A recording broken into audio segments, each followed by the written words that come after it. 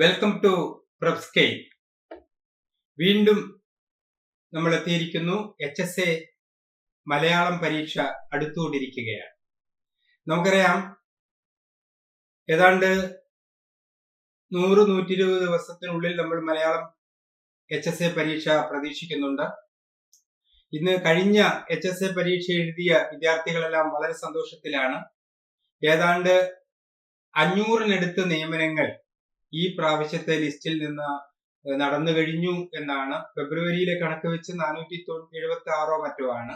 ഇപ്പൊ ഏതാണ്ട് 500-നടുത്ത് നിയമന ശുപാർശകൾ നടന്നിട്ടുള്ള, ഏറ്റവും കൂടുതൽ നിയമനം നടന്നിട്ടുള്ള ഒരു വിഷയമാണ് HSA മലയാളം. അതുകൊണ്ട് ഈ പ്രാവശ്യം പരീക്ഷ എഴുതുന്നവരോട് പറയാനുള്ളത്, ധാരാളം ഒഴിവുകൾ ഇനിയുമുണ്ട്. അടുത്ത ഒരു റിട്ടയർമെന്റ് വേക്കൻസി എല്ലാം നമുക്കുള്ളത് ഒഴിവുകളാണ്. അപ്പൊ തീവ്രമായ ഒരു പരിശീലനത്തിലൂടെ നമുക്ക് HSA ആയിട്ട് സർവീസിൽ കയറാൻ സാധിക്കും എന്നുള്ളതാണ്. നല്ല നിയമനം, ഏറ്റവും കൂടുതൽ നിയമനം നടന്ന വിഷയങ്ങളിൽ ഒന്നാണ് HSA മലയാളം എന്നുള്ളത് നിങ്ങൾ പ്രത്യേകം ഓർമ്മിക്കുക.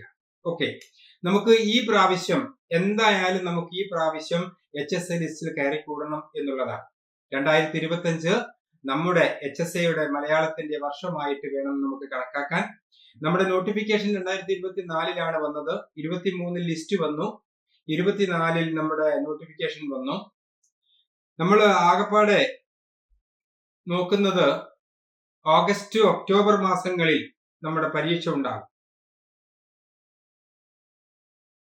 ഓഗസ്റ്റ് ഒക്ടോബർ മാസത്തിലാണ് നമ്മുടെ പരീക്ഷ വരുന്നത്, അല്ലെ?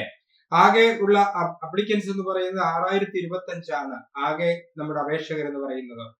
ഇനി കഴിഞ്ഞ ലിസ്റ്റിൽ 796 പേര് ഉണ്ടായിരുന്നു. ലിസ്റ്റിൽ കഴിഞ്ഞ ലിസ്റ്റില് അവര് ഏതാണ്ട് 500-നടുത്ത് അപ്രോക്സിമേറ്റ് ആണ്, 500-നടുത്ത് നിയമന ശുപാർശകൾ നടന്നു കഴിഞ്ഞിരിക്കുന്നു എന്നുള്ളതാണ്. അപ്പൊ നമുക്ക് പ്രതീക്ഷയ്ക്ക് വകയുണ്ട്. ഇത്രയും ലിസ്റ്റിൽ നിന്ന് ഇത്രയും ആളുകളെ നിയമനം, അതിലിപ്പോ നമുക്കിപ്പോ കാസർഗോഡ് നോക്കിയാൽ 50-ലധികം നിയമനങ്ങൾ. സാധാരണ കാസർഗോഡ് ആരും അങ്ങനെ അപേക്ഷിക്കാറില്ല, നിയമനം കുറവാണെന്ന് പറഞ്ഞിട്ട്. ഏതാണ്ട് 50-51-നടുത്ത് അവിടെ നിയമനം പോയി കഴിഞ്ഞു. തിരുവനന്തപുരത്തും നിയമനമുണ്ട്, മലപ്പുറത്തും നല്ല നിയമനം നടന്നിരിക്കുന്നു, അല്ലെ? പക്ഷെ വയനാട്ടിൽ ഏതാണ്ട് 10-നടുത്തായിട്ടേ ഉള്ളൂ. പല ജില്ലകളിലും നന്നായി നിയമനം നടക്കുന്നു എന്നാണ് നമ്മൾ മനസ്സിലാക്കുന്നത്. അതുകൊണ്ട് നിങ്ങൾക്ക് പ്രതീക്ഷയ്ക്ക് വകയുണ്ട്. നിങ്ങളുടെ ആലസ്യമെല്ലാം വിട്ടുമാറ്റി നിങ്ങൾ വേഗം പരിശീലനത്തിലേക്ക് തുടങ്ങുക. നമുക്ക് വേഗം ലിസ്റ്റിൽ കയറിക്കൂടാനുള്ള തീവ്ര പരിശീലനത്തിലേക്ക് പ്രബ്സ്കെയിൽ മുന്നിട്ടിറങ്ങിയിട്ടുണ്ട്. അവിടെ നമ്മുടെ ക്ലാസ് ഏതാണ്ട് അതിന്റെ സിലബസ് ഏതാണ്ട് പൂർണ്ണമാവാൻ പോകുന്നു. ഏതായാലും PSC സിലബസ് ഒന്ന് റിവൈസ് ചെയ്യുമെന്നാണ് നമ്മൾ മനസ്സിലാക്കുന്നത്. അപ്പോൾ അതിനനുസരിച്ചുള്ള രീതിയിലേക്കുള്ള ക്ലാസ്സുകൾ മുന്നോട്ട് പോകും. നമ്മുടെ പരീക്ഷകൾ നടന്നു വരുന്നു, അല്ലെ? വീക്കിലി എക്സാം നടന്നു വരുന്നു, ഫുൾ മോഡൽ പരീക്ഷകൾ നടന്നു വരുന്നു, അല്ലെ? ഏറ്റവും കൂടുതൽ അധ്യാപകരെ സൃഷ്ടിച്ചിട്ടുള്ള പ്രബ്സ്കെയിൽ അതിന്റെ തീവ്ര യത്ന പരിപാടിയുമായി മുന്നോട്ട് പോവുകയാണ്. നോക്കൂ, ഒരു ദിവസം ഇതുപോലെ വേഗം തോളത്തിട്ട് പുസ്തകവുമായിട്ട് നമുക്കും സ്കൂളിലേക്ക് കയറിപ്പോവണ്ടേ? തീർച്ചയായിട്ടും കയറിപ്പോകണം. അതിന് നിങ്ങൾ ഇപ്പോൾ നടത്തുന്നതിനേക്കാൾ കൂടുതൽ സമയം ഇതിന്റെ പരിശീലനവുമായി ബന്ധപ്പെട്ട് നിങ്ങൾ പുസ്തകത്തിന്റെ മുൻപിൽ ഇരിക്കണം. ഏതൊക്കെ പുസ്തകങ്ങൾ എങ്ങനെയൊക്കെ വായിക്കണം എന്നുള്ളത് മുമ്പ് ഞാനൊരു വീഡിയോ ചെയ്തിട്ടുണ്ടായിരുന്നു. ആ പുസ്തകങ്ങളൊക്കെ റെഫർ ചെയ്തിട്ട് നിങ്ങൾ നോട്ടുകൾ, കുറിപ്പുകൾ തയ്യാറാക്കി വെക്കുക. ഏതാണ്ട് പരീക്ഷയുടെ തൊട്ടു മുമ്പ്, നമ്മളിപ്പോ സെപ്റ്റംബർ, ഒക്ടോബർ, നമ്മളിപ്പോ ഇത് April, May, June, July, August, September, ഏതാണ്ട് 4-4.5 മാസം ഏതാണ്ട് പറയാണ്. ഒരു 4 മാസം, 4.5 മാസം, ഒരു 120 ദിവസം നമ്മുടെ മുമ്പിലുണ്ട്. മുമ്പ് പരീക്ഷ എഴുതിയിട്ടുള്ള ഒരു അടിസ്ഥാനം നമുക്കുണ്ട്. അതൊന്ന് വെച്ച് ഡെവലപ്പ് ചെയ്തെടുക്കണം. ചില കൺഫ്യൂസിംഗ് ആയിട്ടുള്ള ഫാക്റ്റുകളൊക്കെ ഒന്ന് ഉറപ്പിക്കണം. ഇതെല്ലാമാണ് നമ്മൾ ഇന്ന് നടത്താൻ പോകുന്നത്. അപ്പൊ അതിലേക്ക് നിങ്ങൾ നന്നായി മനസ്സ് കൊടുക്കണം. നാളെ 2026-ലോ 2027-ലോ നിങ്ങൾക്ക് ഇതുപോലെ ഒരു വേഗമായിട്ട് ഒരു സർക്കാർ സ്കൂളിലേക്ക് കയറി പോകണം. ഏതാണ്ട് 40,000-നടുത്ത് രൂപ നമ്മുടെ കയ്യിൽ കിട്ടും. എല്ലാ പിടുത്തവും കഴിഞ്ഞിട്ട് ഒരു 40,000 രൂപയോളം നമ്മുടെ കയ്യിൽ കിട്ടുന്ന നല്ല ഒരു പോസ്റ്റാണ് നമ്മുടേത്. അപ്പൊ അതിനുള്ള ഒരു പരിശ്രമം നിങ്ങളുടെ ഭാഗത്തു നിന്ന് ഉണ്ടാവേണ്ടതുണ്ട്. നോക്കൂ, നിങ്ങൾ കഴിഞ്ഞ 25 കൊല്ലക്കാലത്തോളം ഒരു HSA അധ്യാപകനായി ജോലി ചെയ്ത അനുഭവത്തിൽ നിന്ന് ഞാൻ പറയട്ടെ, ഞാനൊരു സർക്കാർ സ്കൂളിൽ അധ്യാപകനായിരുന്നു. അപ്പോ ഞാൻ പഠിപ്പിച്ചിട്ടുള്ള ഒരു വിദ്യാലയമാണിത്. ഈ വിദ്യാലയങ്ങളെല്ലാം ഇന്ന് മാറിപ്പോയി. നല്ല നല്ല നല്ല കെട്ടിടങ്ങളൊക്കെ ആയിട്ട് നന്നായിട്ട് പിന്നെ സർക്കാർ വിദ്യാലയങ്ങളെല്ലാം മെച്ചപ്പെട്ടു വരികയാണ്. അപ്പോൾ സ്വാഭാവികമായും അവിടെ അഡ്മിഷൻ വർദ്ധിക്കും. അപ്പൊ പോസ്റ്റിംഗ് കൂടും. അപ്പൊ ആ രീതിയിൽ നമുക്ക് അഭിമാനത്തോടെ കയറിപ്പോവാൻ ഇതുപോലൊരു വിദ്യാലയത്തിലേക്ക് നമുക്ക് കയറിപ്പോവണ്ടേ? അപ്പൊ അതിന് നിങ്ങൾ എന്ത് ചെയ്യേണ്ടതുണ്ട്? നിങ്ങൾ തീവ്രമായി മറ്റെല്ലാ പരിപാടികൾക്കും തൽക്കാലം അവധി കൊടുത്ത്, അല്ലെ, കല്യാണ വീട്ടിലൊക്കെ തലേ ദിവസമൊക്കെ പോയി വരിക.